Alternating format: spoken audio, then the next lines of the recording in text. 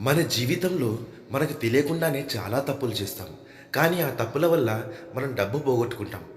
చాణక్యుడి ప్రకారం కొన్ని తప్పులు ధనవంతులను కూడా పేదలుగా మారుస్తాయి. ఆ తప్పులేంటో చూద్దాం. ఆచార్య చాణక్యుడు గొప్ప పండితుడు అన్నది అందరికీ తెలిసిన విషయమే. చంద్రగుప్త మౌర్యుడిని రాజుగా చేయడంలో అతని పాత్ర గొప్పది. చాణక్యుడి ఈ తత్వశాస్త్రం మన జీవితంలో చాలా ముఖ్యమైనది. ఆచార్య చాణక్యుడు రచించిన నీతి శాస్త్రంలో జీవితం, డబ్బు, సమాజం, సంబంధాలు, వ్యక్తిగత జీవితం గురించి ఎన్నో ఆలోచనలు ఇచ్చారు. ఆయన సూత్రాలను పాటిస్తూ జీవనం సాగిస్తే విజయం వర్తిస్తుంది. అలాగే చాణక్యుడి ప్రకారం ఆయన సూత్రాలను పాటిస్తూ జీవనం సాగిస్తే విజయం వరిస్తుంది. అలాగే చాణక్యుడి ప్రకారం జీవితంలో మనం చేసే తప్పులు డబ్బు నష్టానికి, బాధకి దారితీస్తాయి. అదేవిధంగా మన సమస్యలు ఒకదాని తర్వాత ఒకటి పెరుగుతాయి.